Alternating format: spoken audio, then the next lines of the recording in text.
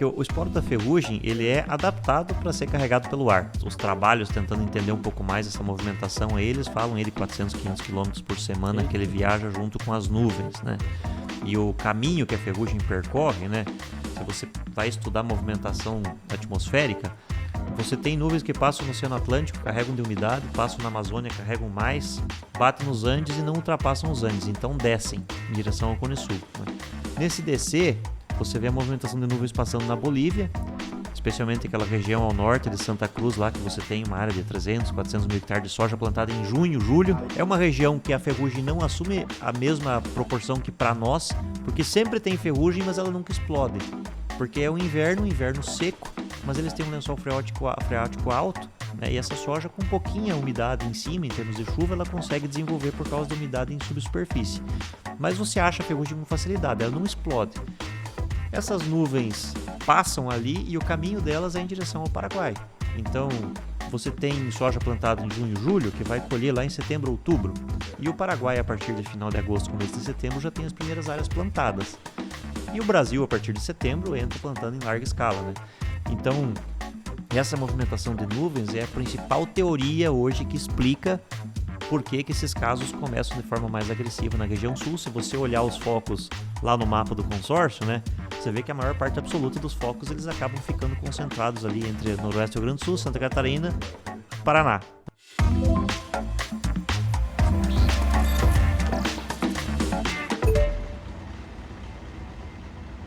Olá, sejam muito bem-vindos e bem-vindas a mais um episódio do CultiveCast, o podcast que vai conectar você ao futuro do agronegócio. Estou mais uma vez aqui, Josi Prado, e hoje fazendo a introdução apenas do nosso convidado especial, porque depois quem vai tocar o episódio são nossos hosts aí, o Caçuia e o Rogério Inouye, certo? E antes de apresentar o nosso convidado especial deste episódio, quero agradecer especialmente aos nossos apoiadores, aqueles que permitem o CultiveCast acontecer, que são eles a Essere, a Fibermax, a Biotrop e a Ouro Fino. Muito obrigada, pessoal, pela parceria. E se você quiser conhecer os outros parceiros do Movimento Cultive Futuro, que também ajudam o movimento a acontecer, acesse lá o nosso site, cultivefuturo.com.br, cultive com K, tá? E aí você vai saber todas as ações também que a gente está fazendo aí junto ao movimento, certo? E sem mais demora, vamos apresentar o nosso convidado especial, o Dr. Nédio Rodrigo Tormen. Ele que é engenheiro agrônomo pela UFSM e doutor em fitopatologia pela UNB. Atualmente é diretor técnico do Instituto Fitos e lidera a Verde Agro Pesquisa e Consultoria. Especialista no manejo de doenças em grandes culturas como soja, milho e algodão, ele dedica sua carreira a desenvolver estratégias que aliam produtividade com sustentabilidade sanitária. Então, vamos falar muito nesse episódio sobre manejo de doenças, né, nas culturas da soja, do milho e do algodão e o que está pegando especialmente aí nesta safra atualmente. Então, confira aí logo na sequência. Obrigado, Josi, pela oportunidade de estarmos mais uma vez aqui e você participar desse CultiveCast conosco aqui. Então, hoje já teve a introdução, nós temos o Dr. Nédio aqui conosco, prazer enorme recebê-lo aqui e nós vamos conversar bastante. Seja muito bem-vindo, Nédio. Obrigado, primeiramente, agradecer pelo convite e pela oportunidade de estar aqui com você, Caçuia, e com o Rogério. Discutir sobre um tema que tem sido o foco e o fruto do nosso trabalho aí por pelo menos 20, 22 anos. Então, obrigado e espero que seja uma discussão bem produtiva. E Rogério, o que você acha? Hoje temos um convidado ilustre e nós vamos falar bastante sobre doenças na soja, milho e algodão, né? Grandes expectativas, né, Caçuia? O Nédio é um pesquisador assim, de renome, né? Tem uma larga experiência numa agricultura que para a gente é agricultura em áreas de altitude mais elevada, né? Então muda um pouco a dinâmica, né? Mas vamos conversar. Vamos conversar e vamos extrair muita informação do Lembrando, pessoal, que nós vamos conversar primeiro, nós vamos fazer algumas na área de fitopatologia. Vou começar com milho, vou entrar na área de algodão e deixar por último a soja. Então você fica até o final aí para que vocês ouçam tudo que nós podemos passar e o nosso convidado aqui vai passar de informações. Então, o Nédio trabalha como pesquisador há mais de 20 anos já, Nédio? É. Já faz um tempinho. Nédio, começando pelo milho, o que você vê, quais são os principais problemas hoje na área de doenças no milho hoje? Perfeito. Nós passamos por uma mudança bem significativa nas doenças mais importantes no milho aí nas últimas, vamos pegar aí 8 ou 10 safras, né? Se nós voltarmos um pouquinho no tempo, lá da época do 30F53, marcou época em quase todo o Brasil. Até pouco tempo aqui na Bahia. Até pouco tempo, né? Nós tínhamos uma preocupação lá atrás muito mais focada em ferrugens, um pouco em mancha branca, né? Depois nós migramos para um cenário onde passaram a predominar doenças como cercóspora, como turce, conseguiu a mancha branca com alguma importância, principalmente nas regiões de altitude, como bem mencionado. Mais recentemente, com o retorno da cigarrinha, e junto com a cigarrinha, os enfesamentos e o raiado fino, o mercado, de forma geral, foi forçado a mudar os híbridos aí que nós estamos plantando, né? Perfeito. Para buscar por híbridos, por materiais tolerantes aos enfesamentos. E nessa mudança, se causa ou consequência estão ligadas ou não é outra história, mas houve também uma mudança no padrão das doenças, né? Então, nós não tínhamos praticamente preocupação com a mancha de bipolares e que hoje se tornou o principal problema do milho aí, quando a gente fala de doença foliar, né, de mancha foliar. Sem dúvida nenhuma, mancha de bipolares aí é o principal desafio, né? E Nédio, nessa linha aí hoje, que o nosso público é muito agrônomo, muito técnico, muito gerente de fazenda e muitos produtores. E estudantes também. Eu queria que você explicasse como os principais sintomas da bipolares, quais são as fases do milho que ela atinge. Perfeito. A mancha de bipolares ela tem uma sintomatologia parecida com a cercóspora que a gente já conhecia lá de trás, né? Onde a lesão é uma lesão que, de modo geral, costuma respeitar as nervuras do milho, que são longitudinais, então você tem aquelas riscas mais compridas, mas na maior parte dos híbridos ela quebra um pouquinho esse respeito à nervura. Então você tem uma lesão que é alongada, que é comprida, mas que se você olhar no detalhe, na lupinha, você vai ver que ela passa um pouquinho da nervura, né? Teoricamente, então, ela vai ter próximas nervuras um pouquinho acima ali. Exatamente, exatamente. Ela não chega a assumir um padrão como o túrsicum, por exemplo, ou diplódia, que são lesões que a gente chama de oblongas, né? Que são lesões mais abertas. Ela é mais parecida com a cercóspora, mas você olhando no detalhe você consegue ver que ela cai um pouquinho fora ali do limite da nervura. Isso varia um pouco de híbrido para híbrido, é uma coisa importante de mencionar, mas esse tem sido o principal sintoma dela. E acho que uma característica assim que vale mencionar é que, diferentemente das outras doenças, ela tem começado cada vez mais cedo, né? Essa era a pergunta. Assumindo um comportamento talvez parecido com o que a gente já vê para diplódia, quando tem cenário favorável. E muito comum em V2, V3, V4, você vai na lavoura de milho e você já consegue ver os primeiros sintomas nessa fase, né? Tanto a bipolares como a diplódia, elas são necrotróficas também, tem estrutura de resistência no solo? Perfeito. Sim, são doenças aí, são fungos necrotróficos, eles têm capacidade de sobreviver na palhada, eles têm capacidade de ser transmitidos via sementes também, né? Ainda que no milho a gente tem um pouco mais de tranquilidade, porque se fizermos um comparativo do nível de qualidade da semente de milho e de soja, acredito que no milho nós estamos bem mais avançados, mas sim eles têm a capacidade de sobreviver na palhada. E vocês aqui na região da Bahia têm um cenário um pouco diferente, porque trabalham mais com o milho safra, né? Sim. E por trabalhar com o milho safra é mais comum você rotacionar as áreas, né? Então num ano milho, no outro ano soja, no outro ano algodão. Diferente de boa parte do Brasil, que nós temos o sistema soja-milho. Só que na prática o sistema soja-milho é um sistema de duplo monocultivo. Certo. Que você planta soja em outubro e colhe em fevereiro, março, planta milho em fevereiro, março e vai colher esse milho lá em junho. E no ano que vem é a mesma coisa, né? Então, se você fizer uma conta, a cada 8 meses, basicamente, você volta com soja na mesma área ou com milho na mesma área. Vocês conhecem muito bem como é que é a palha de milho. Em 8 meses não é suficiente para você degradar completamente, você não tem nada de revolvimento. Então, esse tem sido um dos fatores, juntamente com a mudança genética do padrão dos híbridos que eu mencionei, que tem feito aí o milho se tornar muito afetado por bipolares, né? E nesse caso, o padrão nosso, antigamente, vamos falar aqui na safra, era 3 aplicações de fungicida, você vai para o cerrado, são 2 aplicações, dependendo da época que planta. Antigamente era V8, V12, pré-pendoamento e pós-pendoamento. Hoje esse cenário mudou com o tratamento químico. Perfeitamente, Caçoê, mudou completamente, pelo menos o entendimento de que precisa ser mudado para que você tenha um bom nível de controle, né? Pegando o gancho aí das aplicações, nós vemos nas áreas que você tem milho segunda safra, O número exato não chegou em 2 aplicações ainda, mas tendendo a 2, muito em função da bipolares. Certo. Né? E cria-se uma dificuldade porque o produtor está acostumado a fazer a aplicação de pré-pendão, né? Ele está acostumado a fazer uma outra aplicação mais cedo, mas nos híbridos hoje que a gente tem o ataque da bipolares, nós temos visto cada vez mais a necessidade de entrar cedo, por volta de V4. Perfeito.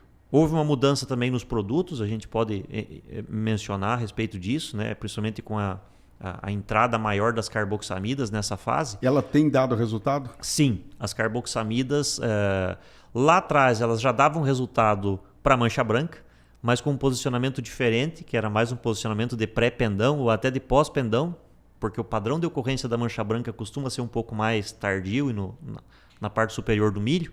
Então, esse posicionamento era mais focado para lá. Com a bipolares, a gente tem visto a necessidade de começar muito cedo, por volta de V4, e tem sido um dos momentos em que a carboxamida tem dado mais resposta. Então, mudou Posso usar muito. 2 de carboxamidas no milho?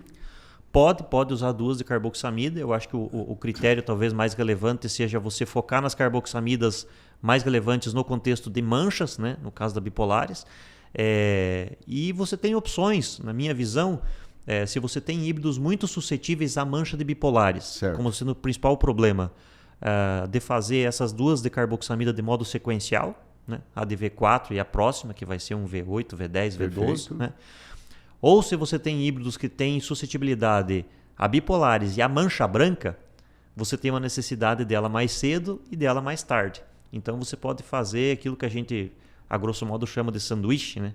Você faz 2 de carboxamida, colocamos uma bem cedo em V4, colocando uma mais próximo de pendoamento para você dar longevidade para o controle de mancha branca, e no meio disso você trabalha com outra coisa, que basicamente vai pender aí para uma tendência de mistura de triazol mais estrobelurina, com algum reforço dependendo do tipo de doença que você tem. Então, esse reforço é importante, o multissítio nessa história aí?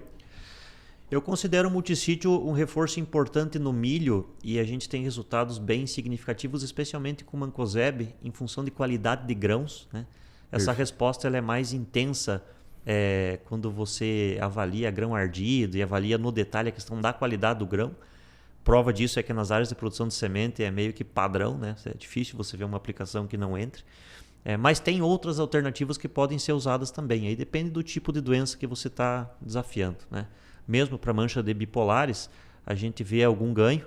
Não é o mesmo ganho da soja. Acho que também é importante que o produtor tenha essa clareza. A resposta é muito grande na soja. Né? Na soja, a resposta ela é gritante. Então, quando você tem o com e sem, é muito visual. Nós não temos a mesma magnitude no milho, né?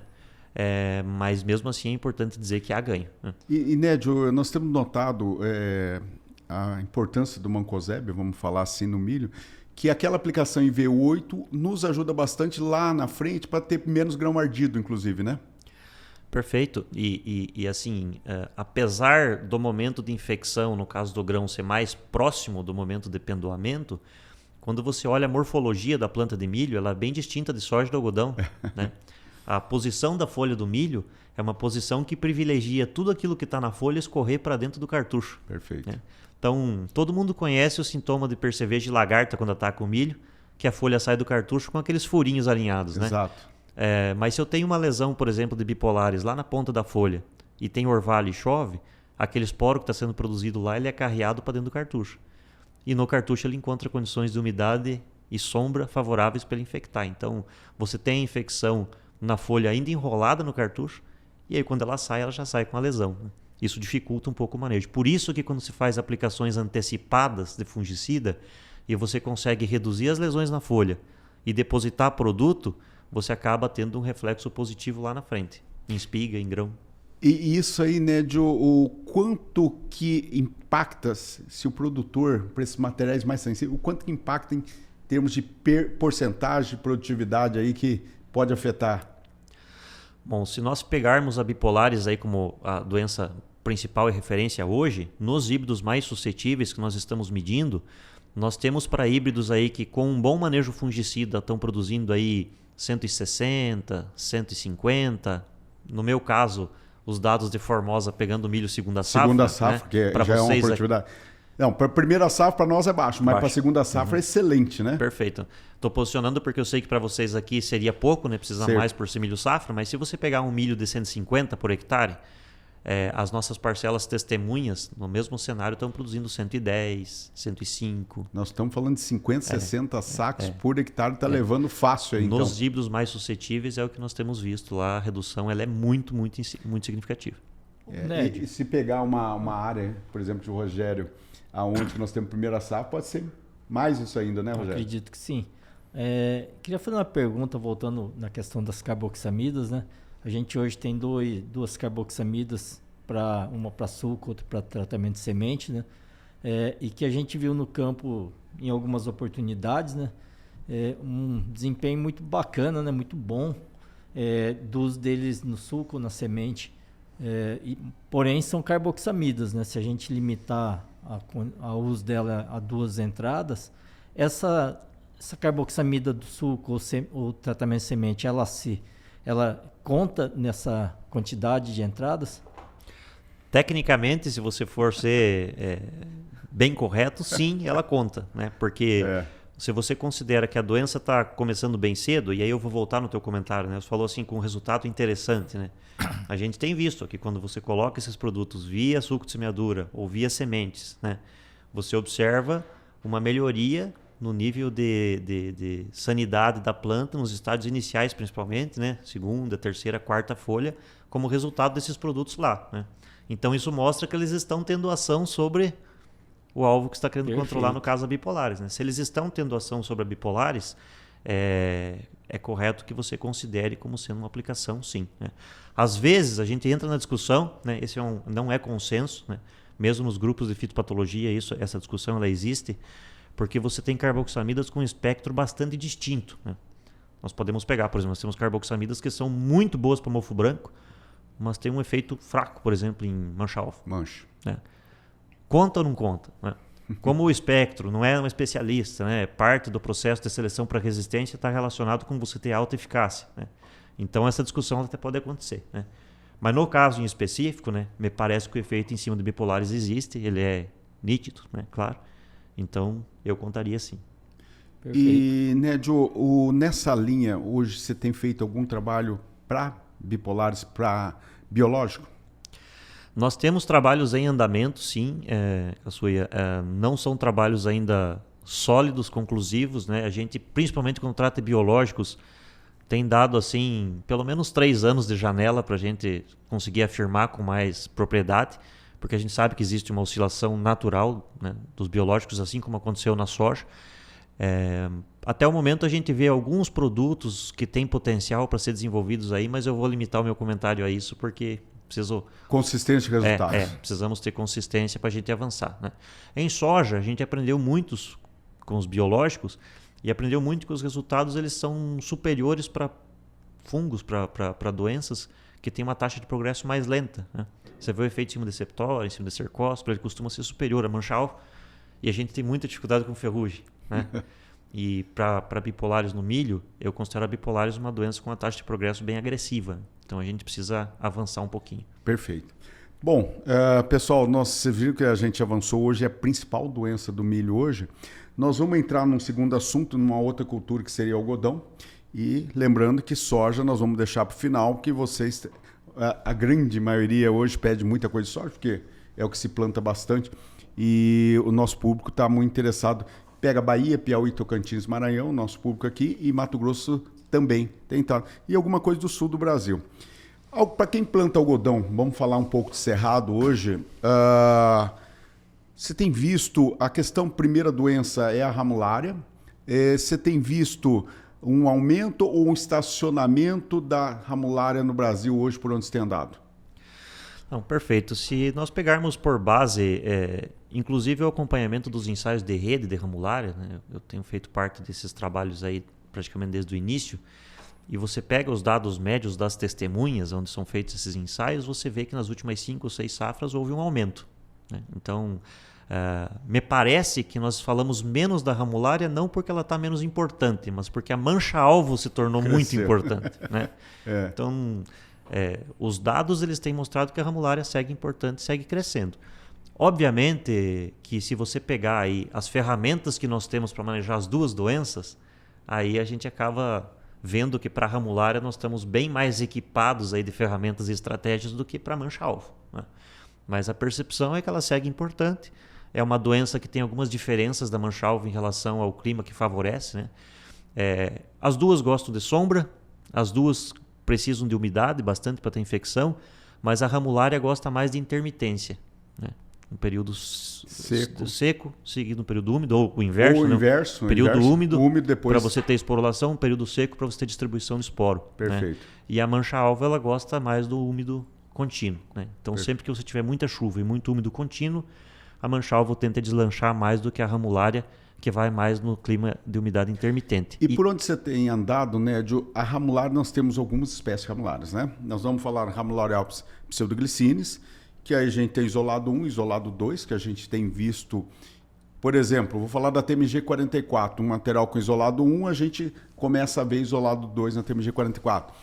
Aí você pegar uma com resistência, uma 5801 com resistência 2 genes de resistência, você vai para o Pareci e já está vendo o isolado 3, que seria Ramulária alpis gossip. O que você tem visto por onde você tem andado aí, nessa pressão dessas ramulárias? Eu falei de 3 isolados aqui, né? Uhum. Não, perfeito. Isso aí, quando você pega o acompanhamento das variedades com resistência, isso não se limita ao algodão, a gente pode expandir isso para algumas outras culturas.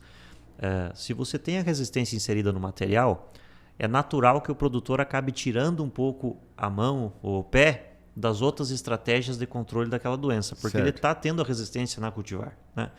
E tirando, digamos assim, a potência de fungicidas ou de outras práticas, ele acaba deixando a variedade sozinha, né? E nesse cenário, o processo aí de adaptação do fungo, de seleção dentro das populações que estão disponíveis no ambiente, você acaba selecionando aquelas que conseguem se multiplicar naquele material.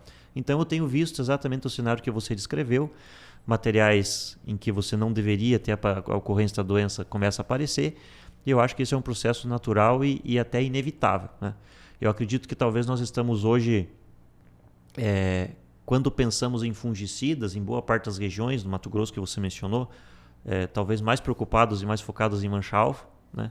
Selecionando os ativos para mancha-alvo, e acaba que a ramulária fica mais na conta da cultivar. Então... E nesse caso, então, uma dica muito importante para o produtor, mesmo utilizando variedades com 2 genes de resistência, ele manter um bom programa de aplicação de fungicidas, pensando não só em mancha-alvo, mas também em ramulária nesse sentido, né? Perfeitamente. Eu sou fitopatologista e eu lembro sempre das estratégias do manejo integrado, né? O manejo integrado nos manda usar tudo aquilo que a gente tem disponível, né? Senão nós vamos começar a selecionar. Exato. Nós selecionamos fungos com fungicida, mas selecionamos muito mais com cultivar, né? Podemos pegar exemplos até de soja que são mais antigos, né? A 9144. Por que a 9144 de um momento para outro teve uma explosão de mancha-alvo e ficou bastante difícil de conviver com ela? Porque é um material que foi amplamente plantado, cultivado e acaba selecionando. E no algodão, o processo de resistência, à medida que eu tiro um pouco o foco da ramulária e passo só para mancha-alvo, eu acredito que isso pode sim ter um impacto em acelerar, né? Não que não fosse existir a seleção se eu estivesse usando fungicidas mais específicos para ramulária, mas sem dúvida nenhuma que acelera. E pensando em ramulária ainda funcionando bem estanhado, misturas de estribulina com triazóis e as carboxamidas, o que você tem visto nessa ali? E também eu queria que você falasse um pouco de multissítio, depois nós vamos falar de outras doenças aí. Perfeito. Bom, no caso da ramulária, então, a gente, apesar dessas mudanças que você está mencionando, a resistência genética segue contribuindo, né, pelo menos em partes. Quando você cai em fungicidas, nós vemos uma contribuição ainda bem significativa das carboxamidas. O estanhado segue sendo, digamos assim, uma ferramenta para o produtor ter como uma segurança para um caso onde o clima dá uma escapada, a doença começa a esporular mais, segue sendo uma referência em controle. O clorotalonil dentro dos multissítios, né, tem sido uma ferramenta muito importante dentro do manejo do algodão. Então, quando você sai das carboxamidas mais efetivas e dos triazóis mais efetivos para outros produtos que têm uma eficácia intermediária, na associação com clorotalonil a gente consegue ver uma estabilidade de controle muito interessante, né? Então eu coloco o clorotalonil dentro do sistema ramulária como uma ferramenta aí bastante importante ainda. Perfeito. E nesse cenário hoje, antigamente nós tínhamos ouvido falar muito de ramulose. Até 2012 a ramulose veio, que é o coletótrico. Aí depois parou. 2018 nós começamos a ouvir falar de novo em ramulose. Por onde você tem andado, você tem visto algum problema realmente voltar com ramulose? As minhas rodadas e andanças aí com a cultura do algodão, elas são mais intensas aqui na região de vocês, na Bahia, e mais ao norte, no Maranhão e no Piauí. Né? Certo. Um pouco menos no Mato Grosso. Nessas regiões que eu mencionei, de forma esporádica eu vejo isso no campo. Né? Em nenhuma situação das áreas que eu tenho passado aí me chamou mais atenção do que eu estou vendo para ramulária e para mancha-alvo. Né? Mas é uma doença que provavelmente pelo número grande de aplicações de fungicidas que nós fazemos hoje, ela acaba ficando um pouco de lado, né? Mas assim como acontece para as outras doenças, eu acho que a genética da cultivar ela tem uma definição bem importante em definir os rumos, né? Pessoal, isso é importante que o professor Nédio aqui está falando, Dr. Nédio, porque a ramulose, em alguns casos, a gente tem visto que voltou, né? E a ramulose tem que ser o controle muito cedo, né? Então, primeira coisa é semente de boa procedência, né? Porque ela vem na semente, isso aqui, tá? Então, a ramulose, para que você não queira ter na sua propriedade, escolha uma boa fornecedor de semente para que você tenha qualidade. E depois identificar o sintoma muito cedo, com 15, 20 dias, dá para identificar aquele primeiro sintoma.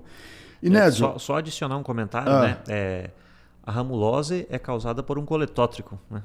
E como todo bom coletótrico, a principal estratégia de controle está relacionada com semente. Eu acho que esse é um ponto que cabe reforçar muito. Quem vem do feijão sabe disso. Na própria soja, que às vezes nós não damos a devida importância, o cenário é parecido e não é diferente no algodão. Né? Então nós temos que ter qualidade de semente. E aí tem uma doença que está no complexo de soja e agora ela cresceu muito nos últimos anos, que é a Corinespa cassico e a mancha-alvo. Então hoje você pega algumas regiões aqui da Bahia onde tem irrigado, a gente planta soja, depois vem com algodão, e no Mato Grosso você sai da soja e entra no algodão no mês de janeiro também.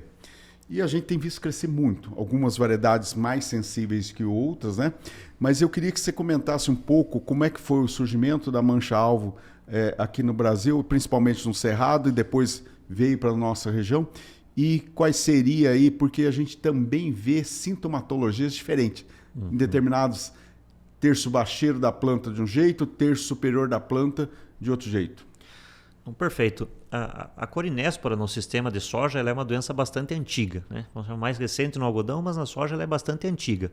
Ela assumiu uma importância, uma relevância muito maior, principalmente a partir aí de 2015, 2016, primeiramente no Mato Grosso, né?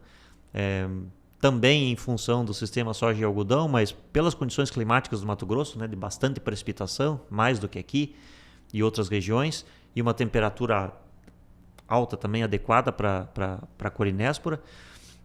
E ela tem expandido para outras regiões em que ela não era tão comum. Né? Então, no Mato Grosso já faz muito tempo que ela é talvez a principal doença. Sim. Alguns locais do Tocantins, do Piauí, do Maranhão, do Pará, né? Você tinha a mancha-alvo já com uma predominância grande.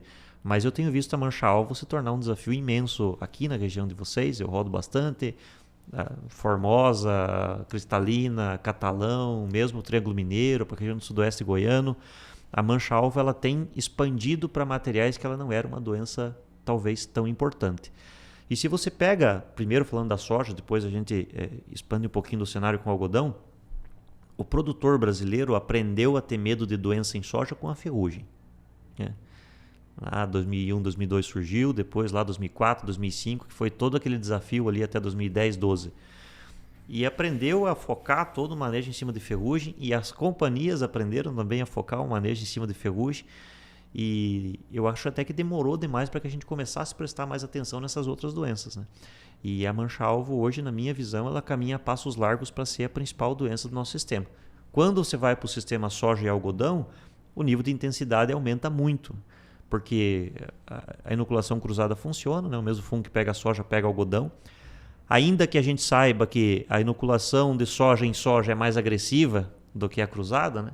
O fungo ataca as duas culturas, né? E aí aquela janela que nós falamos lá atrás, ela fica uma janela perfeita, né? Que aí você planta soja em setembro, colhe em final de janeiro e planta algodão e você vai colher esse algodão lá em julho, agosto. Então, a janela ela é perfeita. E nesse cenário, um fator complicador, que eu acho que é muito relevante, é que as ferramentas fungicidas que nós utilizamos em soja são as mesmas ou, em sua maioria, muito parecidas com as ferramentas que nós usamos em algodão, né?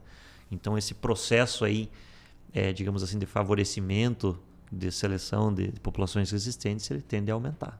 E aí, Rogério, que você tem visto muito mancha-alvo aí? Está prevalecendo, né? A Corinespra está dominando o ambiente cerrado. A gente fica mais focado no Matopiba, né, Caçuia? Mas a gente vê também ela se expandindo, como o Dr. Ned falou, né? E assim, a gente observa que ela está ficando no sistema e está expandindo, inclusive, os hospedeiros dela, né? Seja ela plantas cultivadas ou plantas daninhas, né? Enfim, e os controles estão muito aquém do desejado, né? A gente tem ótimos controles para Phacopsera, Pachyrhizia, que é a ferrugem, né? A gente tem ótimo controle para uma Ramulariopsis, né? Mas para Corinespra e ultimamente Cercospora, né? Kikuchi, a gente está vendo boa parte dos produtos apresentarem um desempenho bastante aquém, né? Cercospora nós vamos falar daqui a pouquinho, daqui a pouco. Cercospora nós vamos falar daqui a pouquinho. Então, Nedio, qual que seria hoje um conselho para o produtor de algodão para manejar bem a mancha-alvo? Perfeito. O Rogério já comentou aí sobre a questão da dificuldade no controle, quando a gente fala de fungicidas, né? Os fungicidas estão demonstrando que eles precisam de ajuda, né? A gente pega pelos próprios ensaios aí que tem publicação em cima de Corinespora, dificilmente a gente consegue ir além de 60%, 65% de eficiência, e esse número deveria ser pelo menos uns 85%, 90%, né? Idealmente deveria ser. Então, uma coisa que eu tenho visto no campo, assim, com muita consistência, né? Tem dois fatores, e o primeiro deles serve também para Cercospora, né? E Septória, a gente vai falar na sequência de Cercospora, que é a questão de palhada dentro do sistema, né? Perfeito. Lembrando que esses fungos eles são transmitidos via semente, sobrevivem na palhada, né? Então, se eles estão na palhada, o processo de transmissão deles para a parte aérea da planta ele é muito dependente de respingo de chuva. Se eu tenho solo revolvido ou solo descoberto, toda aquela sujeira ali depois de uma chuva ela acaba parando em cima da planta. Então, se você consegue estabelecer uma palha, especialmente de gramíneas, e aí milho é melhor do que nada, né? Sorgo também é melhor do que nada. Um milheto é melhor do que milho, né? Uma braquiária, para mim, é melhor do que milheto, né? Mas a ideia, o conceito, ele é físico. É realmente você ter uma camada de alguma coisa em cima do solo para que quando o respingo de chuva bater naquilo ali, ele não consiga jogar o piquinídeo, o clamidósporo ou o esporo qualquer que tiver lá no toquinho da soja ou do algodão do ciclo anterior, jogar ele para cima. Para mim tem ficado muito nítido, esse é o primeiro fator. E o segundo fator, ele está muito, mas muito relacionado com o manejo de arquitetura. E aí vocês no algodão têm uma experiência imensa com isso. Me parece que nós vamos ter que levar para a soja o conceito de manejo de arquitetura, que no algodão ele já é muito consistente. E aqui eu quero deixar uma chamada mesmo para a turma do campo aí, que eu vejo muita discussão hoje no campo sobre travamento, sobre estruturador, E de fato nós temos produtos que têm uma capacidade muito interessante de modular crescimento de planta. Mas antes disso vem população, antes disso vem distribuição de plantas, e população não é um valor específico para cultivar que vai funcionar em todos os ambientes, em todos os anos e dentro do mesmo ano em todas as épocas. Se eu estou plantando uma soja dia 25 de setembro, dia 10 de outubro ou dia 25 de novembro, eu tenho três coisas totalmente diferentes. Perfeito. O ajuste de população precisa considerar isso, né? Nós temos ensaios em andamento em Formosa estudando vários produtos para travamento e no mesmo ensaio estudando diferentes populações. E o efeito de população ele se sobrepõe ao efeito do produto, né? Então acho que esse é um ponto importante. Palha sobre o solo ajuda demais e manejo da arquitetura define muito aquilo que eu vou ter de problema lá na frente, né? E nessa linha, você está falando bastante palhado, que eu acho perfeito isso aí. Tem-se alguns trabalhos começando você fazer uma pulverização na própria palhada, né? Pode ser com biológico, pode ser com químico, alguma coisa. Você tem alguns trabalhos nessa linha também ou não? Nós temos estudado um pouco esse cenário porque é comum nas palestras e nas interações o pessoal questionar, né? Bom, o que eu estou aplicando na palhada, isso tem efeito, não tem efeito, né? Nós temos resultados que dizem que existe o efeito, principalmente ou quase que exclusivamente para produtos biológicos e para fungos que têm estruturas de resistência.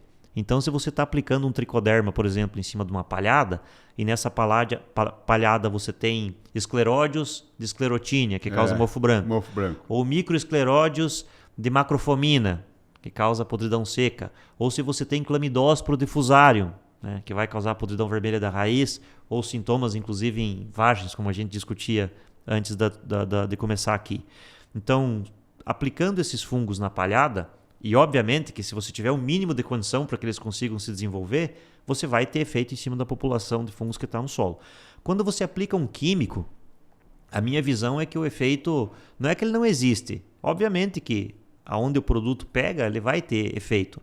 Mas para principalmente as doenças de parte aérea, que vão acabar sendo o foco, a quantidade de inóculo que nós temos no solo é tão grande, tão imensa, que ainda que ele atrapalhe 5, 10, 20 ou 30%, ela não vai ser suficiente para me resguardar em cima de doenças que vão acontecer na parte aérea. Então, assim, para ser direto e não dar muita volta, eu acredito no efeito de produtos aplicados na palhada, principalmente em biológicos em cima de fungos que têm estruturas de resistência. Dentro do químico, eu acho que o foco tem que ser a planta. Perfeito. Caçuia. Oi. Só pegando um gancho nessa questão de aplicação de produtos biológicos, né? Aqui na Bahia a gente está começando a ver crescer muito a área irrigada, né?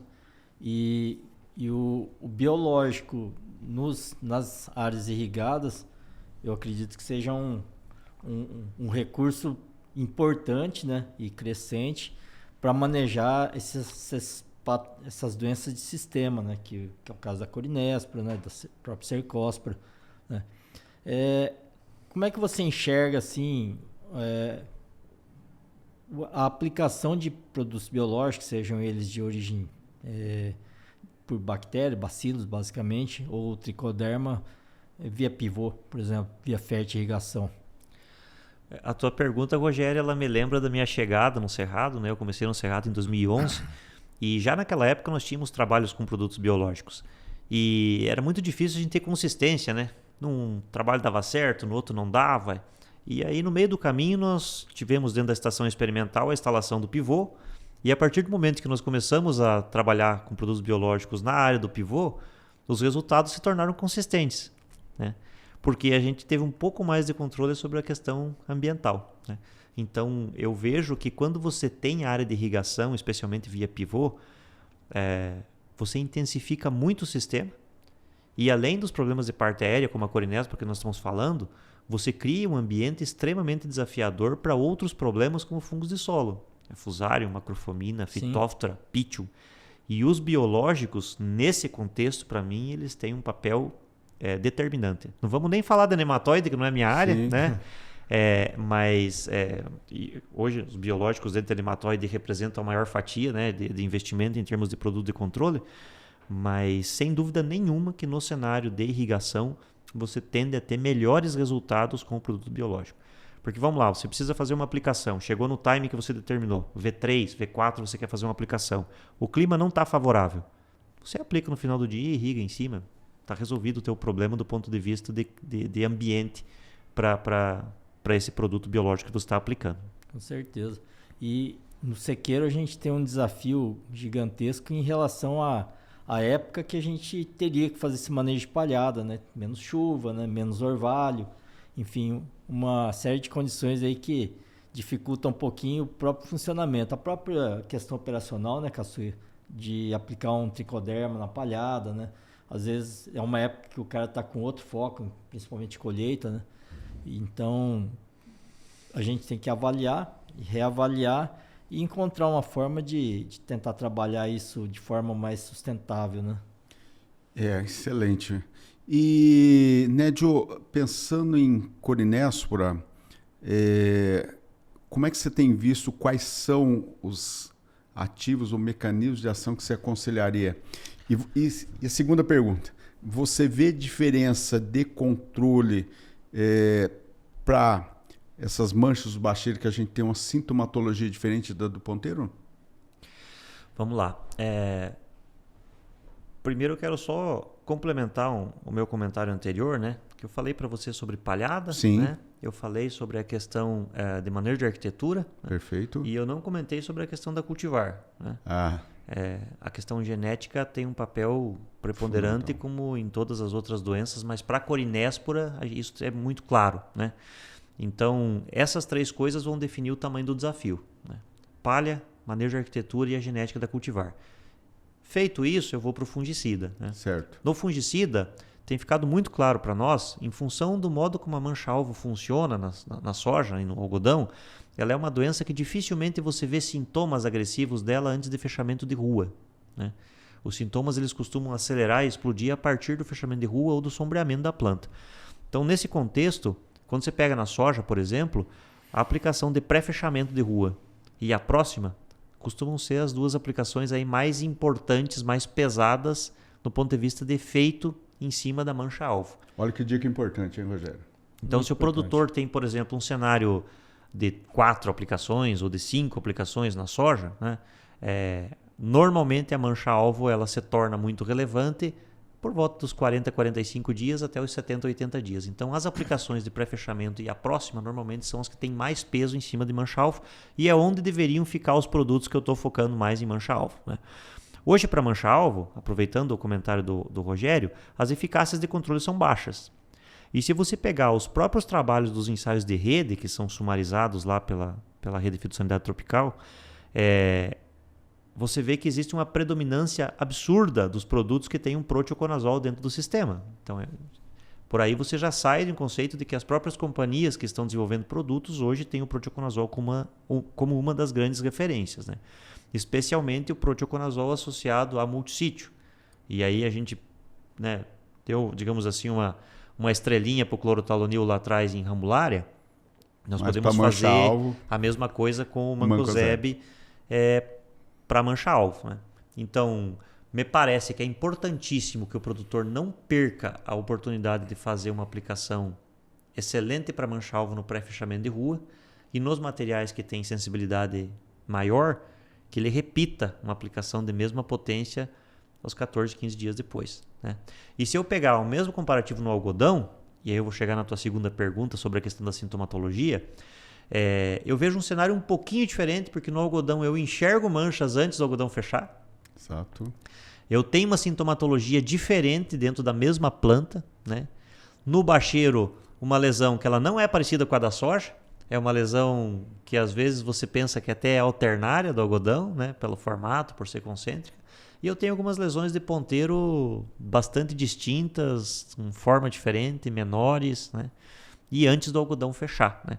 O fato é que os nossos trabalhos de isolamento e o trabalho de vários outros colegas aí, né, o Fabiano, né, da Embrapa, o próprio Rafael lá do IMA, que são pessoas que trabalham muito fortemente com algodão e fazem esses isolamentos, a gente acaba ouvindo os relatos de que a corinéspora tem sido o problema predominante.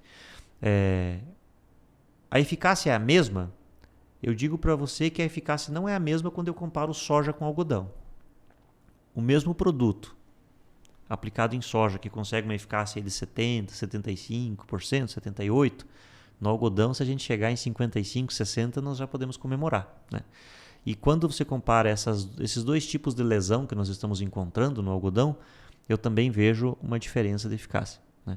Me parece que essas manchas do bacheiro, essas manchas maiores, elas têm sido mais impactadas pelas aplicações do que essa outra mancha de ponteiro aí que a gente ainda segue buscando mais esclarecimento sobre. Nessa linha aí você vê que as manchas ponteiros que vão para as brácteas, vão para o pecíolo e acaba afetando. E casos recentes no Mato Grosso, no começo via-se maçã já formada sendo abortada, vai para o chão, né? Então, realmente é um problemaço hoje isso aí. E atenção, estou interrompendo esse episódio rapidinho para agradecer a um dos nossos apoiadores. Esse episódio aqui é um oferecimento da Bioqualitar. A Bioqualitá é referência em biosoluções sustentáveis para a agricultura, oferecendo produtos inovadores como bioestimulantes, biológicos, condicionadores de solo, mix de plantas de cobertura e adjuvantes. Com 7 anos de mercado, é pioneira em economia circular e agricultura regenerativa. Distribuidora oficial da Bioibérica, traz a exclusiva tecnologia Enziner para transformar a produtividade do seu campo. Bioqualitá, o futuro do agro, agora. Bom, vamos entrar na soja, Rogério? Vamos. Vamos. O Rogério está aqui me cutucando aqui para entrar na soja também. E, Nédio, você tem uma larga experiência na soja, principalmente no Cerrado, você que é originário do Rio Grande do Sul, e eu vou começar com a principal doença da soja. Depois nós vamos para as outras aí, que tem evoluído bastante. Mas, Rogério, quantos casos recentes nós já temos esse ano já registrado de ferrugem no Brasil? 240 e quanto? Tá difícil de atualizar, né? Porque cresce todo dia, né? Mas passa de... Tá beliscando 250 acima, né? Então, o Ned, a gente tem visto um crescimento, vem lá do sul, né? A gente está vendo essa ferrugem, Rio Grande do Sul, Paraná, e está subindo cada vez mais. A Bahia, Rogério, nós estamos com 1 ou 2 casos registrados aqui. Essa semana disparou os alertas por causa dos caça-esporos, né? A gente tem um caso relatado, né? Que foi em Correntina, né? Se não me engano. E teve, essa semana, o pessoal da Fundação Bahia andou alertando sobre presença de esporos lá na região da Roda Velha, né? Que é uma grande região aí de soja, né? E nisso aí, né, ali na sua região de Formosa já tem vários casos relatados? E qual que é a importância que o produtor... Porque assim, nós estamos encurtando o ciclo da soja, a gente tem visto menos... Eu queria que você relatasse, porque a gente vê no sul do Brasil hoje, na Bahia... 2002, né? Um caso enorme de ferrugem. Como é que nós estamos na sua região de Formosa e o que você tem visto no restante? Não, perfeito. Na prática, o número de casos reais ele é bem maior do que o número de casos relatados. Né? E eu costumo, para minha região, ali Formosa e o entorno, eu presto atenção no que está acontecendo em Rio Verde e no que está acontecendo em Uberlândia. Ok. Quando relato o primeiro foco em Rio Verde ou em Uberlândia, né, e eu acabo fazendo um triângulo com essas duas posições, se eu jogar em linha reta, aí deve estar uns 400 quilômetros, 500 talvez, de cada uma delas, eu sei que a gente já tem esporo em Formosa e que muito provavelmente nós já temos a infecção. Né? A ferrugem, o esporo... Você sabe que eu sigo Formosa para ver se tem ferrugem, eu sigo para ver aqui. Também. Porque o esporo da ferrugem ele é adaptado para ser carregado pelo ar. Né? Certo.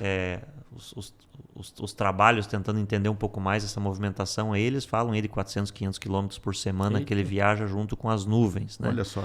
E o caminho que a ferrugem percorre, né? Se você vai estudar movimentação atmosférica, você tem nuvens que passam no Oceano Atlântico, carregam de umidade, passam na Amazônia, carregam mais, batem nos Andes e não ultrapassam os Andes, então descem em direção ao Cone Sul. Né? Nesse descer, você vê a movimentação de nuvens passando na Bolívia, especialmente aquela região ao norte de Santa Cruz, lá que você tem uma área de 300, 400 mil hectares de soja plantada em junho, julho. Eu ia perguntar a época de junho, julho, planta lá? Depende do clima, mas é junho ou julho que planta. É uma região que a ferrugem não assume a mesma proporção que para nós, porque sempre tem ferrugem, mas ela nunca explode. Porque é o inverno seco, mas eles têm um lençol freático alto, né? E essa soja com pouquinha umidade em cima, em termos de chuva, ela consegue desenvolver por causa da umidade em subsuperfície. Mas você acha a ferrugem com facilidade, ela não explode. Essas nuvens passam ali e o caminho delas é em direção ao Paraguai. Então... Você tem soja plantada em junho, julho, que vai colher lá em setembro, outubro. Certo. E o Paraguai, a partir de final de agosto, começo de setembro, já tem as primeiras áreas plantadas. E o Brasil, a partir de setembro, entra plantando em larga escala. Né?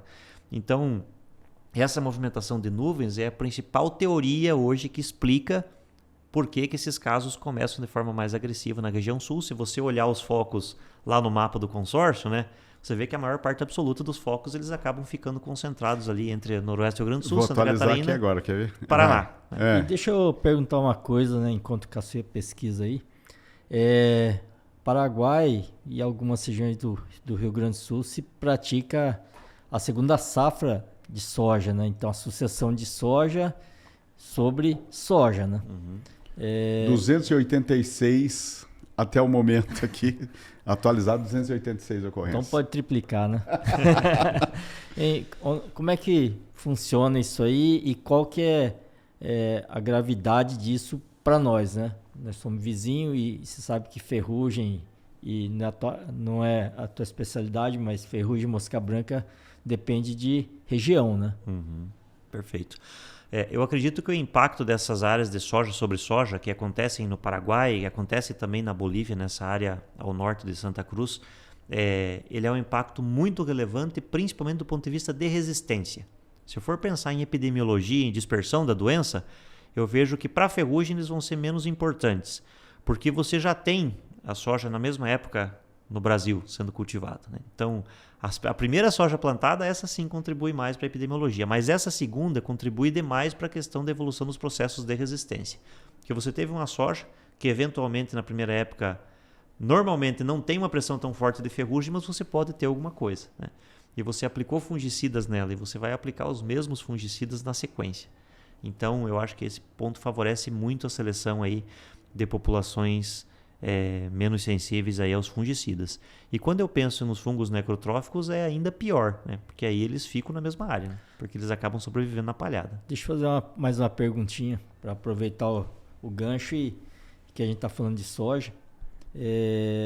Em relação assim às duas doenças, na Phacopsera, na ferrugem asiática e a Corinéspora mancha-alvo, né?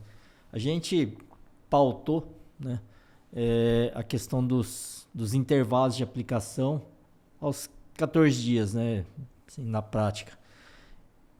Para mancha-alvo, isso também vale? Ou a gente está pecando no intervalo da mancha-alvo por causa do intervalo da ferrugem? Ô Rogério, de fato a gente fez a maior parte absoluta dos trabalhos para definir intervalo focados em ferrugem. Até porque é o modelo que mostra de forma mais fácil, digamos assim, a questão da ação do fungicida. Mas quando eu tento entender a relação de residual do produto, eu penso que nós precisamos olhar mais para a planta e menos para o patógeno, né? Porque no fungicida, nós não aplicamos o fungicida para aplicar ele no fungo. Nós aplicamos ele na planta e para através da planta ele interagir com o fungo. Então eu penso que não por mudar a doença que a gente deveria mudar a questão do intervalo entre aplicação. Partindo do princípio que eu tenha produto de alta eficácia, para mim a condição ela seria semelhante. Mas talvez, e aí vai assim ao encontro do que você está colocando, a gente devesse olhar mais para o ciclo da cultivar. Entendi. Nós saímos de materiais de 130, 135 dias que produziam 80 sacos, 90 sacos. E hoje nós estamos trabalhando com materiais aí de 105, 110 dias, 115, que produzem 80, 90 sacos, né? Exato. Por que ele produz a mesma coisa em menos tempo? Porque ele faz mais rápido. Se ele faz mais rápido, se ele metaboliza mais rápido, se ele está fazendo mais fotossíntese no menor período, se ele está respirando de uma forma diferente no menor período, será que o residual efetivo numa variedade de 120 dias é o mesmo de uma variedade? Quando a gente olha o arranque, por exemplo, de uma soja precoce ao lado de uma soja mais tardia, ele é igual? Não. Ele não é, né? A gente consegue ver diferença de 2 trifólios às vezes numa soja de 25 dias. Então, talvez a gente deva retomar esses trabalhos, seja usando a ferrugem como modelo, ou seja usando a Corinéspora, mas considerando um ciclo de cultivares mais próximo do que nós estamos usando hoje, né? Acho que é um trabalho que valeria a pena a gente voltar a olhar com carinho. Isso é uma importante reflexão, né, Cassio? E nessa linha, né, Joe, você que é também lá do Rio Grande do Sul e nós temos público lá no sul do Brasil hoje, a ferrugem assumiu uma importância muito grande, né? Para os produtores que ainda não conhecem muito ferrugem, qual que é o verdadeiro impacto da ferrugem na produtividade? A ferrugem atualmente ela está meio esquecida, meio de lado, né? Mas eu posso dizer assim, eu desde que eu cheguei no Cerrado em 2011, até hoje, eu nunca perdi um experimento para ferrugem, por falta de ferrugem. Por falta de ferrugem, olha só. Ferrugem. Nunca perdi. E eu faço apenas uma coisa, que é plantar um pouco mais tarde, né? Basta plantar soja em dezembro, que todos os anos a gente chega com uma pressão bem significativa de ferrugem. A ferrugem, ela não tem sido tão consistente como cercóspora, como mancha-alvo, como mancha-parda, que estão todos os anos nas nossas lavouras, mas a agressividade e as perdas que ela causa são muito maiores. Então a ferrugem, quando ela acontece na lavoura, a gente tem os dados de redução de produtividade. Se ela entrar no começo da fase reprodutiva, você vai além de 50%, 60% com muita facilidade. Se ela entrar no final da fase reprodutiva, onde ela vai afetar principalmente enchimento de grãos, a gente vê aí reduções de produtividade de 20%, 30% também com muita facilidade. Mas... E nesse caso, né, a ferrugem entrou, nós temos um grupo químico aí, que são as morfolinas. Eu queria que você falasse um pouco das morfolinas, que tem um produtor, quando entra a ferrugem, é um caso que ele utiliza as morfolinas. Você tem dados consistentes sobre isso?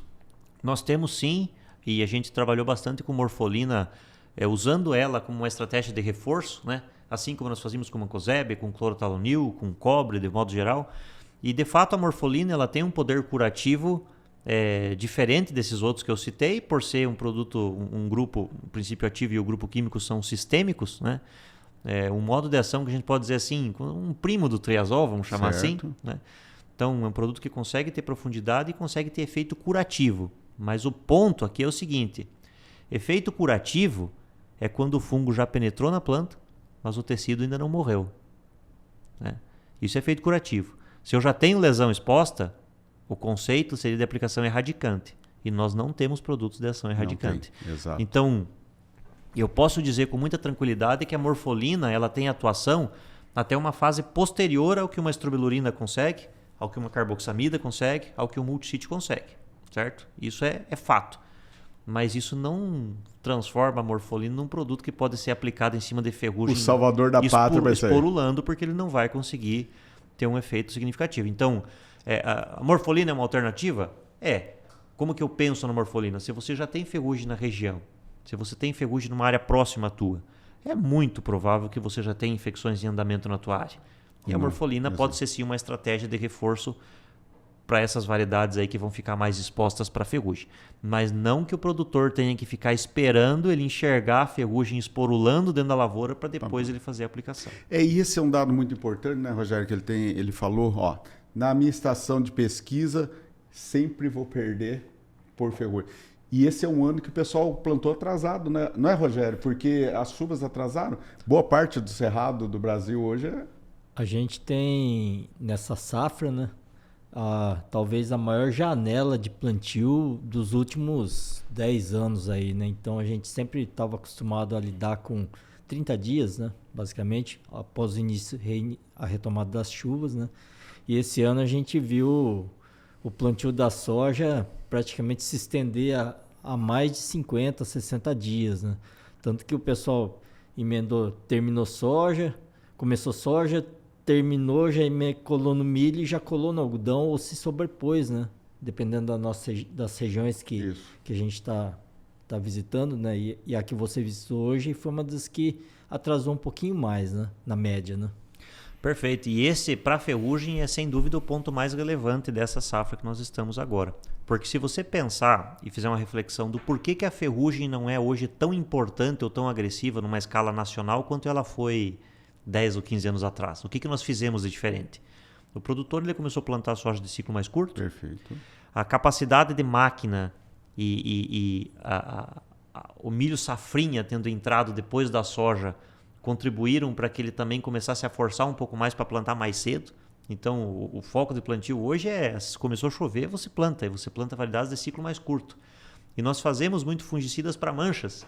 Então, isso automaticamente vai deixando menos janela para a ocorrência da ferrugem. Só que de todos esses fatores, juntando o que eu acabei de falar, né? Desde 2011 eu nunca perdi ensaio para ferrugem por falta de alvo. Por quê? Porque eu planto um pouco mais tarde para entrar na janela da ferrugem. A ferrugem segue sendo muito importante, mas eu tirei a soja através do escape da janela principal.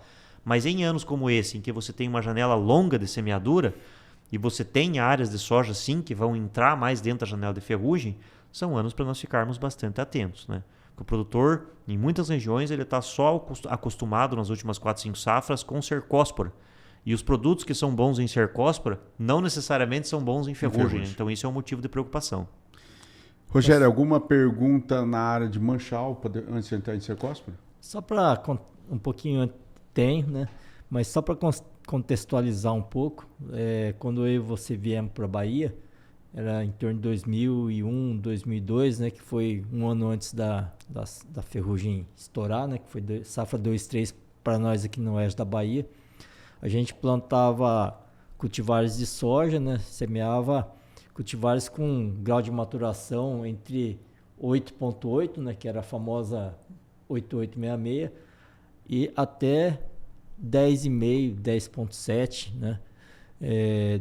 10 de grau de maturação, né? Então, e hoje a gente está trabalhando com sojas cultivares de maturação entre 7,2, né? No sequeiro, 7,3, até 8,4, 8,5, né? Então, a gente antecipou o quê, Cássio? Quase 20 dias, né? Bem mais isso. Praticamente um dia. A soja era 150 dias, quase o prazo de algodão, a soja antigamente. Ficava muito tempo exposto, né? A precoce era 8,4, que hoje é nossa tardia, né? Hoje é nossa tardia. Mas em relação à Corinéspora, né, mancha-alvo, quais são assim, algumas medidas que a gente pode tomar, né? E focando principalmente um manejo cultural, um manejo varietal, né? E inclusive o químico, né? Queria que você explicasse a importância de cada um. Perfeito. Assim, levando para uma questão bem prática, né, que para o produtor é que interessa, eu mencionei, por exemplo, a questão da resistência genética, mas eu não acredito que a gente vai selecionar os materiais por esse foco, né? Eu acho que o mais importante é que o produtor conheça a suscetibilidade do material à mancha-alvo. Ele vai selecionar por resistência a nematóide, no caso de vocês aqui é muito relevante, por teto produtivo. Então entendo que nós vamos continuar trabalhando com materiais mais sensíveis. Isso joga mais peso e importância para a questão de eu pegar a palhada, né? Milheto, braquiária, pânico, para que o produtor invista um pouco mais nisso para reduzir transmissibilidade, né? Eu acho que é importante. E talvez o principal fator que nós vamos nos próximos anos ver ser discutido e testado nas lavouras seja a redução de população de plantas e, em alguns casos, associado ao ampliamento de espaçamento entre linhas. Do ponto de vista de manejo cultural, eu acho que vão ser as mais relevantes. Do ponto de vista de fungicida, eu acho que cabe um alerta, e que inclusive aqui eu comentei, né, que hoje a maior parte do controle de mancha-alvo é focada em proteoconazol acompanhado de multissítio, né? Mas se a gente tiver a ideia de todo mundo fazer 3, 4 aplicações de proteoconazol, rapidinho a gente fica sem ele também, né? Então, dentro de fungicida, eu acho que é muito importante, repetindo, a aplicação de pré-fechamento bem posicionado, não deixar sem multissítio e que o produtor tenha diversidade dentro do manejo dele, né? Se é um material extremamente suscetível, é provável que ele vai depender de umas 2 aplicações com um produto específico aí, com base proteoconazol acompanhado de carboxamida. Mas existem outros princípios ativos, tebuconazol contribuindo, difenoconazol contribuindo, mefentrifluconazol contribuindo. Eu ia perguntar do mefentrifluconazol. Dentro das carboxamidas aí, com fluxa, piroxide, com bixafen, com pidiflumetofem, existem outros produtos aí que eles estão contribuindo sim dentro do manejo para mancha-alvo, que sofrem com resistência em uma região ou outra, mas eu acredito que a diversidade vai ser importante para que a gente consiga também dando um pouco mais de longevidade pro... Então é importante para o produtor essa rotação, nós estamos falando de ativos, de triazóis, por exemplo, né? E rotação de mecanismos de ação diferentes para que a gente possa evitar muito problema de resistência. Porque você roda tem até no Paraguai, hoje nós temos produtos, não sei quantos produtos à base de proteoconazol, né? Simples, misturas duplas e misturas triplas, nós temos um monte hoje. Então, acelerando esse processo de resistência, né, Nédio? Perfeito, e no Brasil isso está acontecendo também, né? E nós teremos nos próximos anos aí vamos assim, um crescimento muito significativo de disponibilidade de produtos à base de proteoconazol, né? Não necessariamente em misturas que vão proteger ele da resistência contra a mancha-alvo, né? Porque, por exemplo, eu posso ter o proteoconazol misturado com um princípio ativo que não tem efeito em mancha-alvo. Então, na prática, é como se ele estivesse sendo aplicado de forma isolada. Perfeito. Então, é muito importante que o produtor não abra mão de usar o multissítio associado e que dentro do programa dele, ele consiga fazer algum tipo de diversificação, né? Dificilmente a gente consegue diversificar grupo químico, porque são poucos que nós temos para aplicar em soja. Mas princípio ativo, nós temos sim opções e alternativas e acredito que é um caminho que tem que ser perseguido pelo nosso produtor. E você já tem testado metiltetraprole já, pensando para controle de manchas, e talvez para ferrugem, você pode falar alguma coisa? Sim, eu tenho trabalhado com metiltetraprole. Na verdade, os primeiros trabalhos que eu fiz com metiltetraprole foram em 2016. Nossa, né? Faz tempo já. E eu participei de várias etapas. E agora que nós vamos aí, lançar. São várias etapas aí de desenvolvimento, né? Desde o início.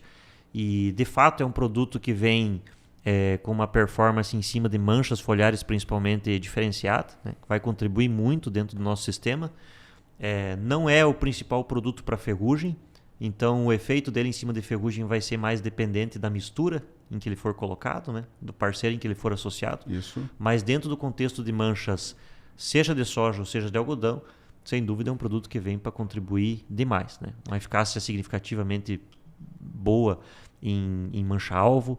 Também tem um poder de atuação muito forte em cima de ramulária, né? Então no algodão é um produto que vai ter uma participação muito importante. E eu acho que a primeira, talvez assim, necessidade que nós temos é olhar para esse produto com muito carinho, né? Em posicionamento, em multissítio, para que a gente consiga dar longevidade. Longevidade para a molécula, né? Perfeito. Inédio, entrando na cercóspora. Cercosporiose tem crescido. Primeiramente, eu queria saber quantas espécies de cercóspora ou cercosporiose nós temos hoje no mercado. Essa é difícil, né? É difícil. Eu vou aproveitar a tua pergunta, Caçoeira, para fazer uma reflexão aqui com vocês e com o pessoal que está escutando. O aparato molecular tem aumentado a nossa capacidade de enxergar coisas que estão na soja, no algodão, há muito mais tempo. Certo. Né? Então, bom, será que na década de 80, 90 a gente já não tinha uma porção de espécies de cercóspora? Né? Na minha visão, sim. Assim como a gente passou por coletótrico, né? Coletótrico com clive e outros, assim como agora a gente tem toda uma discussão em cima de diaporte, né? Sim. Me parece que boa parte desses problemas eles estão no nosso meio, mas a questão das tecnologias aí de identificação mais aprimoradas tem feito a gente enxergar isso com um pouco mais de detalhe, né? Com um pouco mais de clareza. Mas a cercóspora hoje é um dos principais desafios nossos da soja. Se você não tem um clima favorável ou uma região favorável para ferrugem, chega no final do ciclo, a cercóspora é a doença que aparece com mais intensidade. E eu acho que isso tem feito nós errarmos, porque se você for olhar praticamente todas as doenças do sistema da soja, elas começam de baixo para cima. Septória é assim, antracnose é assim, mancha-alvo é assim, ferrugem é assim. E a cercóspora tá tudo muito bem, obrigado, de repente sapeca tudo o topetinho da planta lá, né? E quando você olha para a biologia do fungo, vem de semente, sobrevive na palhada, transmissão por respingo de chuva, né? O fato de ele aparecer mais no final do ciclo, em cima, está muito mais relacionado com a questão da cercosporina que o fungo produz, né? E da relação da cercosporina com luz para provocar ruptura de membrana, do que propriamente com a doença estar só em cima. Eu fiz muitos trabalhos, da época da UNB ainda, onde eu fiz mestrado e doutorado, em que a gente pegava folha de soja com septória em V2, unifoliolada, e levava para o laboratório. A lesão é de septória, lesão angulada, com halo amarelo, septória. Só que quando você faz câmara úmida e vai estudar as estruturas que estão presentes, mais de 80% das vezes você acha estruturas de cercóspora junto com a lesão de óleo do chapardo. Né? Não aparece, está na sombra, está lá embaixo, né? Vai aparecer lá na frente. E o fato do produtor enxergar a doença mais no final tem levado a gente a uma conclusão de que, vamos ser práticos, né, com o que está sendo feito no campo, basta eu fazer uma aplicação de difenoconazol com clorotalonil no final do ciclo que está tudo resolvido. E a gente tem visto que não é bem assim. Não né? é assim. A mancha de a cercóspora, o crescimento de cercóspora é uma doença que precisa ser manejado desde semente, tem um impacto muito forte da palhada em cima do solo, até mais do que mancha-alvo. Nós temos ensaio com colocação de palha em cima do solo manualmente, reduzindo até 60% a severidade de septória mais cercóspora, simplesmente pela presença da palha. Né? Passa por aplicações de fungicida no vegetativo e ao longo do ciclo que tem um efeito em cima de do crescimento de cercóspora. Então, assim, se eu focar só em mancha-alvo e largar para lá a cercóspora, talvez no final do ciclo eu vou ser penalizado. Né? E para completar, né, um último comentário que eu acho que é relevante, aquele crestamento que a gente tem na folha no final do ciclo, ele é muito confundido com fito de óleo. Especialmente agora, juntando com o teu comentário da mosca branca, né? O produtor vai fazer uma aplicação em que vai o fungicida, vai o multissítio e vai um adjuvante, um óleo. Né? Mas tem mosca branca, ou percevejo, ou ácaro, Então ele acaba usando algum produto inseticida e normalmente esses inseticidas têm formulação EC, que são formulações de base mais oleosa. E quando você soma essas coisas, dá uma bronzeada na folha. E aí se confunde a cercospora com esse bronzeado, ou acredita-se que tudo que está bronzeado é por causa dessa mistura de produtos, né? Mas a gente tem visto no campo aí que a cercospora está roubando muito mais do que a gente imagina. E a cercospora, então, ela é latente, né? Ela está lá na planta muito cedo, a gente não percebe. Qual que seria uma estratégia interessante a partir de que idade já V4, aquela aplicação de V4, pré-fechamento de rua, pré-fechamento mais 14, para mim direcionar uma aplicação que seja eficiente? E quais são os mecanismos de ação ou grupos químicos que estão mais eficientes hoje para a cercospora? Perfeito, Caçuia. De fato, o controle total da cercospora vai depender do somatório de todas as aplicações. Não tem jeito de fugir disso aí. Como no meio do ciclo hoje nós temos um desafio muito grande com mancha-alvo, né? As aplicações do meio elas acabam ficando mais focadas em mancha-alvo. Então, nós vemos que quando você tem boas aplicações de abertura, V4, e lá de fechamento, as duas últimas, principalmente para vocês aqui que normalmente fazem 5 aplicações, certo, né? A gente tem essas aplicações talvez com um efeito mais potente em cima da cercospora, né? A do V4 e as aplicações pós-proteoconazol, vamos chamar assim, né? Quando a gente pensa em grupos químicos, até por uma questão de resistência, a participação hoje é muito maior de triazóis, né?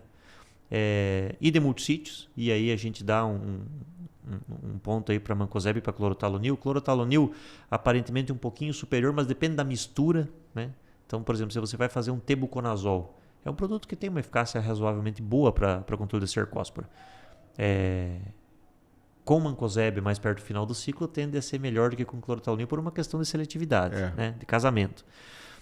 Mas os triazóis aí e os multissítios são os dois grupos que mais participam. Nós temos problemática de resistência dentro de estrobilurinas, né? Então a contribuição das estrobilurinas ela é menor, né?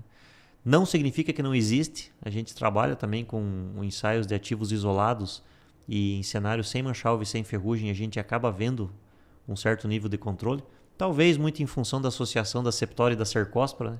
E aí para a septória essas estrobilurinas têm um efeito ainda mais potente, e as carboxamidas eu colocaria de forma intermediária, tá? Da linha dos triazóis hoje, você aconselharia aumentar a quantidade de ativo que nós estamos acostumados para outras doenças? Se nós pensar em triazóis, eu vejo que para proteoconazol e tebuconazol nós estamos muito próximo do limite por uma questão de seletividade, né? Em números médios aí, o tebuconazol a gente aplica normalmente ao redor de 100 gramas por de hectare, ativo por hectare. Né? O proteoconazol tem uma variação relativamente grande aí no mercado, mas me parece aí que na casa das 70, 80 gramas por hectare a gente já está próximo de um nível ideal. Talvez quem tenha mais flexibilidade de melhoria de dose seja o difenoconazol, né? O difenoconazol a gente vê no mercado aí aplicações desde 45 gramas até 90 gramas, né? E talvez a resposta que a gente esteja vendo no campo seja um pouco maior para aumento de dose do difenoconazol do que para os outros princípios ativos, né? Pensando nesse foco aí da cercospora, né? E qual o impacto, se eu fosse falar hoje das duas principais doenças que nós temos hoje, Cerrado, tirando a ferrugem aqui, mancha-alvo e cercospora, quanto que ela tem roubado de produtividade em relação à testemunha não tratada? Perfeito. Se a gente pegar, vamos escolher um material aí para ficar de referência, né? NS 80. Tá bom. Não pode falar. Não pode falar. Aí nós vamos ter que dar referência para mancha-alvo, né? Lá assim, eu tô vindo de algumas semanas de rodadas aí, né? Por Goiás, pelo Mato Grosso, Tocantins, essa semana aqui na Bahia. E apesar de estar já em redução, o material que eu mais vi no campo ainda foi a Olimpo, né? Não necessariamente para a região de vocês, mas nessas outras que eu mencionei ainda é um material muito forte no campo. A Olimpo, as parcelas melhores num cenário de septória e cercospora, a gente tem produzido na estação 90, 95 sacos. Certo. E as piores por volta de 60. Então eu estou falando de uma redução aí de até 30 sacos por hectare. 35 sacos por hectare. E pensando em septória e cercospora, né? Septória e cercospora. Estou deixando fora do jogo a mancha-alvo. No caso da mancha-alvo, quando você pega materiais de extrema sensibilidade, nós chegamos num número parecido com isso, em termos assim das maiores respostas. Nós acabamos de finalizar um ensaio, que inclusive é a dissertação do João Antônio, que trabalha na pesquisa lá, onde ele testou 84 cultivares. Certo. E fez um espelho com e sem fungicida, né? Não. Tudo casualizado, bonitinho, conforme manda a pesquisa. E ficou muito claro no trabalho dele que a gente tem uma resposta diferencial entre cultivares. Tem cultivares que não respondem. O com e sem dá 1, 2 sacos, às vezes não dá nada. Só que quando você vai olhar o nome desses materiais, você não conhece eles, porque eles não estão sendo muito plantados. E quando você vai olhar a outra ponta, que é dos materiais mais responsivos, a dos 15, 20, 25 sacos, são materiais que você tem eles na ponta da língua, porque são materiais que você está vendo mais no campo. Né? Então, a relação entre rusticidade e produtividade, ela responde muito por isso. Na média, quando você pega os 80 e poucos materiais, com e sem fungicida, a gente tem valores de diferença de produtividade de 7, 8, 10 sacos por hectare, que são muito maiores do que aquilo que se investe para controlar. Né? Então compensa investir. Compensa. E Nédio, hoje quando você faz um resumo, você falou um pouco do algodão, mas eu queria saber, você falou um pouco também de biológico na soja. Ele tem crescido em importância e tem ajudado nos tratamentos, no controle? Sim. Os trabalhos com biológicos visando doenças de parte aérea, eles aumentaram muito nas últimas 5, 6 safras. Né? O número de empresas que está investindo nesses produtos também. E tratamento de semente já é realidade, suco de semeadura já é realidade, né? Mas em soja, pegando aí para as doenças septória, cercóspora, mancha-alva, nos últimos anos a gente tem visto produtos aí com bom desempenho. Eu não tenho mais dúvida se o biológico contribui ou não. Para mim a resposta é que sim. Contribui. Tá claro para nós o posicionamento também. Um posicionamento de começo de ciclo, de primeiro terço de ciclo, é muito mais efetivo do que meio e final. Por todo o modo como os biológicos eles vão atuar em cima das doenças. Né? O que nós não temos ainda clareza ou consistência, que talvez seja o termo mais adequado, é algo que comercialmente é muito discutido hoje, que está relacionado com as substituições. Né? Sim. Posso tirar o multisite e colocar o biológico? Posso tirar o fungicida específico e colocar o biológico? Nós temos vários trabalhos no campo com essas tentativas, alguns bem-sucedidos, outros não. Né? E talvez esse seja um ponto em que a gente vai precisar de mais trabalhos, de mais tempo, de mais formulações para a gente ter uma resposta consistente. Né? Mas hoje... Rogério, eu concordo muito com o Nédio quando ele fala assim, também nas nossas áreas de pesquisas, a gente não aconselha tirar, dentro das nossas áreas de consultoria também, não aconselhamos tirar os multicites. Porque, Nédio, uma coisa é importante, mesmo com produtos novos, a gente está vendo a importância dos multicites ainda no cenário, né? Sem dúvida nenhuma. E se você olhar para os níveis de controle máximos que nós estamos conseguindo com os programas químicos normais, eles não estão em 95%. Perfeito. Eles estão em 75%, 70%. Então significa que eu estou precisando de um pouco mais. Então hoje a estratégia mais segura para o produtor é o empilhamento de tecnologia. Né? Então, a associação dos químicos com os biológicos, a gente tem visto hoje que é o cenário mais consistente em termos de resposta. Quando eu faço a resposta, essa sim é consistente de que é boa. Quando eu vou para o cenário da substituição parcial, do multisite, por exemplo, ou da substituição completa, aí eu não tenho ainda aquela consistência que a gente gostaria para chegar para o produtor e dizer, não, você pode de fato tirar isso aqui que vai dar certo em todos os casos. Né? E Rogério, nós estamos caminhando para o final do nosso episódio. Você tem alguma consideração, mais alguma pergunta?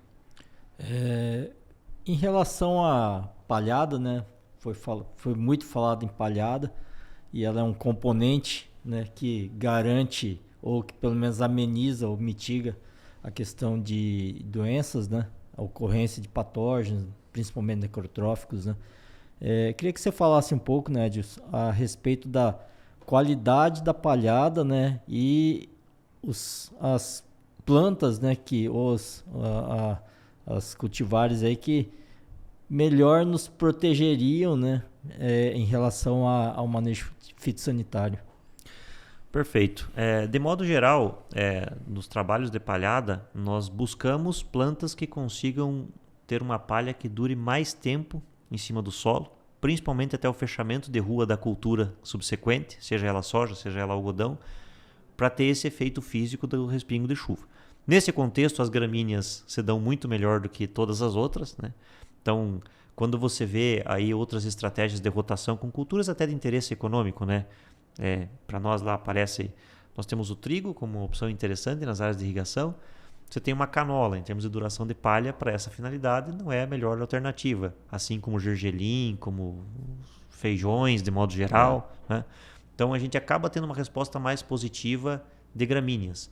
Dentro de gramíneas vai estar muito relacionado com o quanto de umidade você vai ter para esse negócio desenvolver, né? Eu sou um cara que eu gosto muito de braquiária. E eu gosto bastante de braquiária rosisiensis e vou dar uma justificativa para isso. Porque eu vejo muita gente falando, não, mas o pânico é melhor, mas a braquiária, a piatã, tem mais raiz, tem mais... E de fato, quando você olha para o sistema como um todo, realmente eles têm algumas vantagens. Mas tem um fator que nós não comentamos aqui por uma questão de foco, que se chama plantabilidade, que na minha visão hoje é algo que mais afeta a produtividade do produtor e ele poderia melhorar sem ter que necessariamente gastar dinheiro. Então, quando eu faço a implantação da planta e cobertura, a minha interpretação é de que ela tem que ser tratada como se ela fosse uma lavoura, como se fosse uma soja, como se fosse um algodão. Tem que ser bem plantado, tem que ser uma semente boa, tem que tratar a semente, tem que fazer nascer bem, tem que fazer nascer homogêneo. Vamos pegar um exemplo simples. Se eu planto uma braquiária lá, a lanço, eu tenho um cenário, por exemplo, de chuva não tão regular e você vai ter estabelecimento de uma planta a cada 50, 60 centímetros. Isso aí lá na frente vira uma toceira desse tamanho. Exato. Quando o produtor vai plantar, como é que ele regula a plantadeira? Para cima da toceira ou para fora da toceira? Não. Se é para fora da toceira, na toceira vai envelopar. Exatamente. Se é para cima da toceira, planta bem, mas fora da toceira enterra 7 centímetros a semente. Então, assim, a minha sugestão é que o produtor, dentro desse foco de manejo de doenças, dê mais ênfase para gramíneas e para que ele trabalhe com plantas que ele consiga fazer estabelecer muito bem e ter homogeneidade na lavoura. Porque isso vai dar para ele uma facilidade melhor para manejar a planta daninha, não deixar furo para ficar nascendo mato, para dessecar com antecedência, né?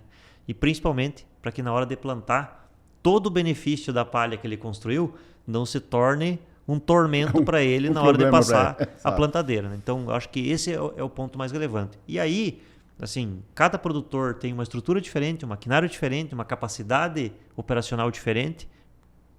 Cabe a cada um desses produtores identificar qual planta que ele consegue fazer com mais ênfase, né? Isso, Inédio. Então chegamos ao final do nosso episódio. Queria agradecer demais a sua presença aqui. Pessoal que está nos assistindo, hoje foi o dia todo, saiu 5 horas da manhã, como nós saímos. Chegamos aqui no estúdio à noite, estamos gravando de noite aqui, mas é isso que nós tentamos levar, informação de qualidade. E agradecer pela sua disponibilidade, agradecer pela informação que foi extremamente importante, e o produtor vai ser agraciado, não só o produtor, como todos os nossos ouvintes, pelas informações que teve aqui. E continuar desejando sucesso aí cada vez mais para você, pela sua participação pela agricultura nacional aí, tá? Perfeito, muito obrigado. Da minha parte, agradeço mais uma vez a vocês dois aí pelo convite e pela oportunidade. Essa região de vocês aqui, a Bahia, é uma região que eu gosto demais de trabalhar, em que eu gasto algumas semanas da safra aqui, desde 2016, 2017, rodo bastante por aqui, que aprendi muito, e principalmente que é uma região que ela, da dificuldade, se tornou referência, né? Uma região que, se você comparar com várias outras do Brasil, em termos de precipitação, em termos de argila, em termos de fertilidade, vocês não começaram como sendo a referência, mas hoje, quando você olha em termos de produtividade, é uma região que pode sim ser colocada como referência. Então, é sempre de muito aprendizado para mim também, quando eu tenho a oportunidade de vir, rodar as lavouras, conversar com os produtores, conversar com vocês, e sempre que tiver o convite, pode ter certeza que eu vou estar à disposição. Muito obrigado. Só deixa um conselho final para o produtor do sul do Brasil e para o produtor de Cerrado agora. Essa é difícil, hein, Cassio? Bom, eu estou há bastante tempo afastado do sul do Brasil, né? E o sul do Brasil tem enfrentado bastante problemas lá com a questão climática, né? Mas eu acredito assim que o principal ponto, independente de preço, independente de chuva, independente de qualquer coisa, o produtor tem que manter a persistência de fazer o máximo que ele puder para produzir, porque ele precisa ter a soja, né? Eu acho que esse é o ponto principal. Não pode desistir, tem que seguir tentando, tem que seguir investindo. É muito difícil passar por 3 ou 4 anos ruins, mas a maré ela muda, né? E quando essa maré muda, a oportunidade precisa ser aproveitada. Eu sempre digo isso, é muito ruim colher mal quando não chove. mas é pior colher mal quando chove. Né? Certo. Você tem que aproveitar as oportunidades. Para o produtor do Cerrado, da região Centro-Norte, que é onde nós estamos trabalhando mais ativamente nas últimas 15 safras aí, eu penso que nós precisamos ter um olho muito forte para a questão das manchas foliares. As doenças, elas são importantes em soja, elas têm tirado mais produtividade do que o produtor ele está enxergando, e mais do que nunca a gente precisa pensar mais em agronomia, né? Nós precisamos dos produtos, dependemos dos produtos e vamos continuar dependendo deles. Mas a gente tem algumas coisas que precisam ser resgatadas. De capricho de plantio, de qualidade, de emergência, de planta, de vigor de semente, de distribuição, estratégias, de população, de palha. As estratégias todas elas têm que ser recuperadas em termos daquilo que nós damos de importância. Se nós focarmos apenas no produto, esses produtos cada vez mais eles vão ter dificuldade e cada vez mais eles vão dar menos retorno. Se nós conseguirmos colocar essas outras estratégias todas em uso, esses produtos vão dar o máximo de retorno financeiro para nós, né? Excelente. Rogério, obrigado aí, mais um episódio que a gente está gravando e passando. Obrigado aí pela presença. Obrigado, queria agradecer a presença do Ned, a disponibilidade, né? O dia foi corrido para todo mundo, né? Para quem está participando aqui. Mas, de novo, obrigado e seja bem-vindo, né? A nossa região, né, Cacê? Que é uma região que sempre precisa de muita informação e gera muita informação também, né? Muito obrigado. Então, pessoal, agradecer demais você que assistiu esse episódio, espero que você tenha gostado e a gente vai estar cada vez mais levando informações, tá? Deixe seu like lá, para nós é importante isso aí e vai gerar novos conteúdos para que a gente possa gerar novos conteúdos para vocês, tá? Pessoal, fiquem com Deus e um grande abraço a todos.